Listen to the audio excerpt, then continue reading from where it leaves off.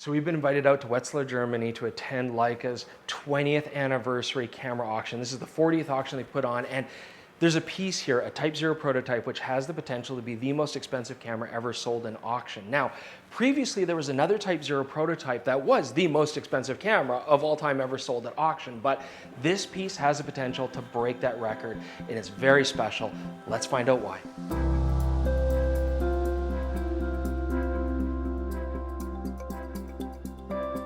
Welcome back, DPReview TV viewers. It's Chris Nichols here, and today I'm coming to you from Germany. We're in the beautiful university town of Marburg. We're going to take some pictures around here. Leica has invited us out. We're staying in Wetzlar, and there's a very exciting event going on.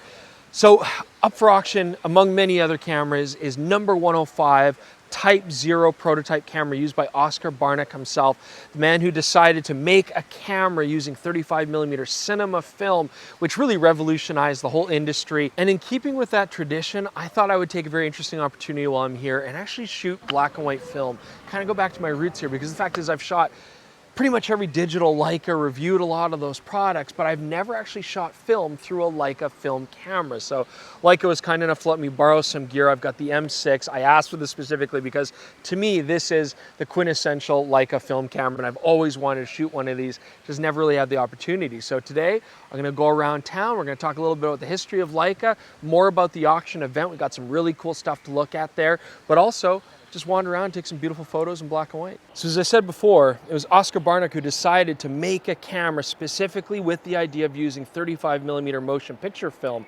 And this is a very radical idea. A lot of people thought he was crazy. I mean, the image quality is going to be inferior to the larger format cameras of the day, and why would anybody want this toy? But he purpose-built this camera, designed it so it would fit the canisters that they made to hold basically arms stretched out length of 35mm film. But it revolutionized the industry, and it's really what we take for granted today, is making a camera that's easy to travel with, to shoot handheld, to take with you anywhere. That's really the remarkable thing about it, and that's what I'm really trying to kind of relive today. Now, the Type 0 camera that's up for auction, I mean, this is a very interesting piece of history because this is the camera that Oskar Barnack used himself, and this is really one of the prototype cameras that he would take out and shoot a lot to really just kind of prove that his concept worked before moving into more advanced cameras that had interchangeable lenses. All right, so we've got a very special treat. We're joined here by Alex Sedlak, who is the managing director of the Leica Auction House. Thanks. Very warm welcome. I appreciate that. Thank you for bringing us in here. This is a great opportunity because we get to see the pieces that are going for auction. Now, of course, there is a standout piece that we want to talk about. Yes. Why don't we go take a look at that? I think I know what kind you're talking about. So, this is the Type 105 Series 0, one of the prototypes. Exactly. What is so significant about this particular model? I know there's very few remaining in the world, and some have been sold already, but what is unique about this particular one on this auction?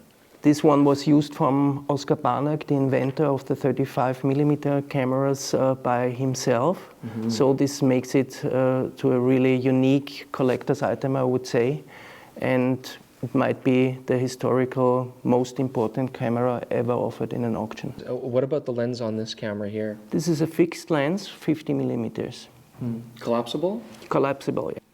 What I noticed first off, this has definitely been used, right? Yes. This has been shot a lot. Exactly. He was using it, this camera from 1923 to 1930. Then he changed to a newer model with exchangeable lenses. This was the 1C in the 30s, and gave this camera to his son. A camera like this has so much of a story and a history behind it. The aluminum cap has OB scratched in the front, sort of etched in the front. And then can you tell us about the name on the viewfinder as well? Yeah, the viewfinder shows the engraving Oskar Barnack. The engraving was done most probably later, maybe in the 50s or in the 60s from his son. Have you tried it since? Have you put a roll of film through it? Have you tested it out? Yeah, we're always inspecting our cameras which comes up for auction very seriously, and we have tried, and the result was that the camera is still in a working condition, and the results are amazing. Yeah, this is wonderful. I mean, the story about this is so fitting because this is my opportunity to be shooting film with a Leica camera for the first time. Of course, I've shot so many digital versions, and this is really the beginning of that, the proof of concept that this would work. It was the birth of the reportage photography. What I find fascinating about the whole thing is this idea that Oscar came up with almost 100 years ago to turn 35mm film on its side and make use of that wider frame now gives us that 2:3 ratio that we really use all the time in full frame and APS-C cameras for photography today. And yeah, it's such a beautiful way to compose, and it's just interesting to see how that early decision still has ramifications in the cameras that we designed today. It was interesting to see a lot of those early photos that Oscar Barnack was taking. What struck me most was just how contemporary looking those photos were, how similar they are to a lot of the photos that we take today. You start to realize that this transition to 35mm film wasn't about image quality, it wasn't even about necessarily lenses or anything like that. It was really about how you use these cameras, how you take them with you everywhere, how compact they are, how handy they are, and just how you can shoot so many different kinds of genres of photography: reportage, sports, wildlife, portraits, candid shots, street photography that we love to shoot today. So of course, Leica has invented the 35mm analog camera. So when they make their first digital, the M8, how did your users receive that new camera? It was announced that Leica will going digital, and I went to Photokina in 2006 looking on the M8 and knowing, yeah, okay, that's not full frame, but the story will continue. But on the other hand, we figured out, yes, the M8 is really successful and popular, and everybody was enthusiastic that there will be a digital Leica M in general. But we then found out that, yeah, still the request for full frame is so loud, so that it in the end must be full frame. So for the beginning, it wasn't possible for technical reasons to start with full frame, but we came to this conclusion that the real thing is the M9 with a full frame sensor. The film size of 100 years ago was still relevant in digital and is still relevant today. So I've always liked to shoot 400 speed film, although we do have a pretty bright day today, but I like the versatility and I like the grain. It's been a long time since I've shot film though, so I think I loaded it correctly. Rewind knobs under tension. It's spinning while I advance the film. That's a good sign. And for what I'm shooting today, I'm actually using some of Lomo's film. So their Kino film, the Potsdam, the Berlin, and then Lady Grey.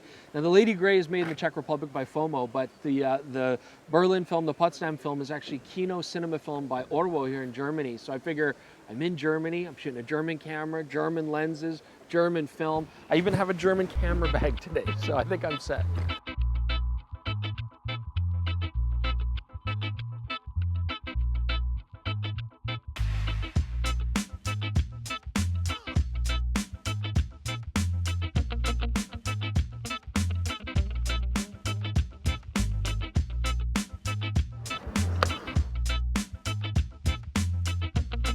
Look, Jordan, it's the Kamera Museum Marburg.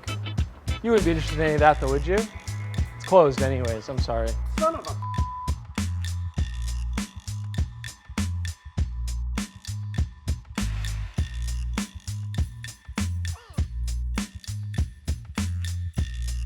So we've reached the top of the hill here at the castle at the top of Marburg. It's been a fantastic day here.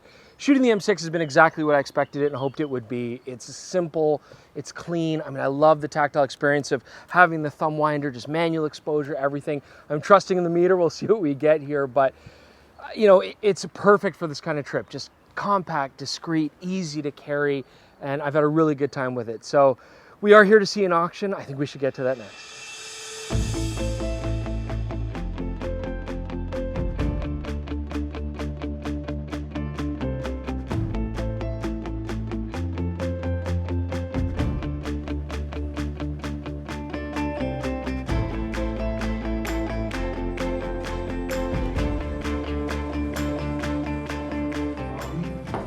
Und zwar, es ist wahrscheinlich das Beste, was es gibt, die Kamera von Oskar Barnack. 1.600.000. Wie sind geboten? 1.006. 3,4 Millionen sind geboten. Wer bietet 3,6? Gesundheit. 5 Millionen Euro und 5,5 Millionen Euro sind geboten. Wer bietet 6 Millionen? Zum Zweiten. 9 Millionen sind geboten. Und jetzt muss ich aufstehen. Und 12 Millionen Euro zum Dritten. Einen Riesenapplaus, bitteschön. Okay, so that was incredible. I've never been to a camera auction before, and that was by far the most exciting one that I think we're going to see for a long time. So Oscar Barnick's Type 0 had to reach basically 2.2 million euros before, any sort of taxes and the house fees and stuff to break the previous record, and it did that in an unbelievable way. 12 million euros, an incredibly high bar. Anyways, we had a fantastic time. We're very grateful to Leica for flying us out here and letting us attend this auction. It's been a fantastic experience, but sadly, it is time to head home and leave Germany. This was an incredible experience, but you know what's even more exciting than a 12 million euro camera breaking records? Nay, what's priceless? What did I get on my rolls of film on that M6? We're gonna head back to Calgary, develop the film and scan it, and see what we get. We'll continue the journey there.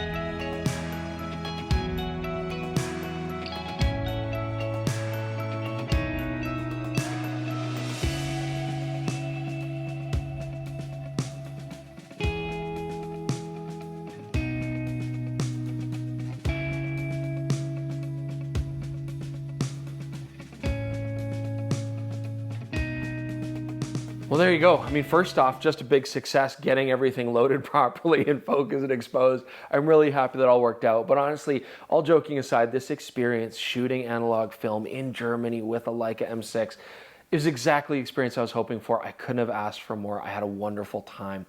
Big thanks to Louis Villanueva here in Calgary. He runs Neat Film Lab, and he was the one who developed everything for us so quickly, scanned it all, and it was a lot of work. Big thanks to Louis for getting that done so we could make this video possible. I had such a wonderful time. I mean, touring Marburg, Matthias Goldbach, he was an amazing guide. He took us out, he taught us a lot of history, he showed us a lot of these great favorite spots of his to shoot, and I loved what I got there. But also, there was this moment where last day in Germany, I woke up at like 4:30 in the morning and I decided, you know what, I'm just gonna go tour Wetzlar on my own. I had a beautiful walk through this nature area and it was just amazing shooting there. And maybe it was the ambition of trying to get photographs, maybe it was just jet lag and I was up at 4 in the morning, but I had the whole town to myself. I'm thinking back on why we were here in Germany in the first place, and that's to really feature this Type 0 prototype up for auction. And of course, it's natural to think about how much it sold for. But the collectability of that, the value of that camera, it really is because of the story behind it, of this idea of, Oscar shooting this camera, in the same place as I am. I'm following his footsteps, shooting through town. I think that's really the testament. And as people move into mirrorless cameras 100 years later, and me using an analog film camera that's 40 years old, this is the beautiful thing about this invention, that it gets you into this remarkable shooting experience. And that's where the value is. That's where the price comes in. That's why it was such a great time for me personally. Lastly, I just want to give a big thanks to, first off, our Leica USA team, Nathan and Kieran. They always take such great care of us. Thank you so much. And to Leica in general for letting us come out and enjoy this auction. It was an amazing experience that Jordan and I had. We really appreciate it. But as great as that was, we're not letting Leica off the hook. We have another video that we shot, the good and the bad of what we think Leica needs to do in the future. So definitely check that out. And a great way to do that is subscribe to the channel so that you don't miss it. Leave your comments below as well. Let us know what you think about our trip here. We'd really appreciate that. And check out DPReview.com. You can see the sample gallery of the Leica M6 film shots that I took. Thank you so much for joining us as always. We appreciate it, and we'll see you soon for another episode of DPReview TV.